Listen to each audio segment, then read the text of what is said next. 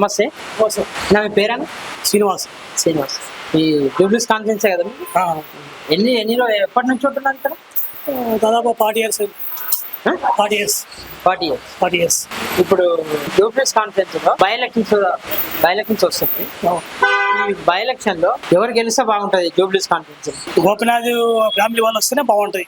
వాళ్ళలో ఎవరు ఎందుకంటే ఆయన మంచిగా చేసిన పని బాగానే చేసినాడు కాబట్టి మంచిగా వాళ్ళు చేస్తున్నారు కాబట్టి ఆయన కుటుంబంలో వాళ్ళు ఎవరు వస్తే మంచిగా కూడా అనుకుంటుంది. ఇంతవరకు టీఆర్ఎస్ ప్రభుత్వం ఉన్నప్పుడు పనులు బాగానే చేసినారు వాళ్ళు. ఆయన కూడా జూబ్లీస్ ఏరియాలో అందుట్లో అంతటా పని బాగానే చేసినాడు. పర్వాలేదు, మంచిగానే అందరికీ అందుబాటులో ఎమ్మెల్యేనే.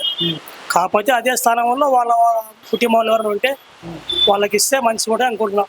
అంటే బీఆర్ఎస్ గవర్నమెంట్ లో మీకు ఏమైనా అభివృద్ధి జరిగిందంటారా? పర్లేదు, బాగానే చేశారు కదా. కేసీఆర్ బాగానే చేసినారు, కేటీఆర్ పర్లేదు బాగానే చేసినారు, చేసిన వరకు బాగానే చేసినారు. ఇప్పుడు నాకైతే ఇంతవరకు ఇప్పుడున్న ప్రభుత్వంలో నాకు అనిపించింది అంటే ఇక్కడ పనులు చేసిన కనపడలేదు. మరి వాళ్ళు ముందు ఏమైనా చేస్తారా అనేది కూడా మనం చూడాలంగా. ఇంతవరకు కేసీఆర్ వాళ్ళు ఉన్నప్పుడు పనులు బాగానే చేసినారు. ఎందుకంటే మా ఏరియాలో కూడా చాలా ఓట్లు వేసడం కానీ పింఛన్లు కానీ అందరికీ బాగానే చేసినారు ఇంతవరకు.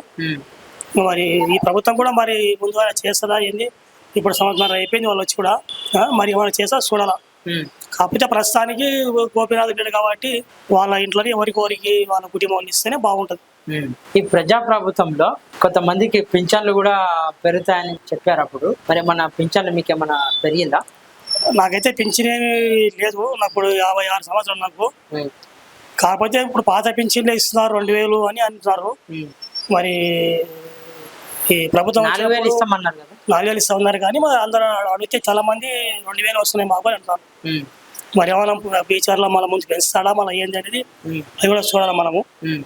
రేవంత్ రెడ్డి ఇంతవరకు అయితే నాకేం కనపడలేదు ఈ ప్రభుత్వం చేసే పనులు. కాబట్టి వాళ్ళు చేస్తాడా ఏందనేది చూసుకోవాలి ముందు మనం. కేసీఆర్ అయితే పర్లేదు, అందరికి పేదవాళ్ళకి అందరికి పింఛన్లు కానీ డెవలప్మెంట్లు కానీ అవి పర్లేదు బాగానే చేశారు ఆయన కూడా.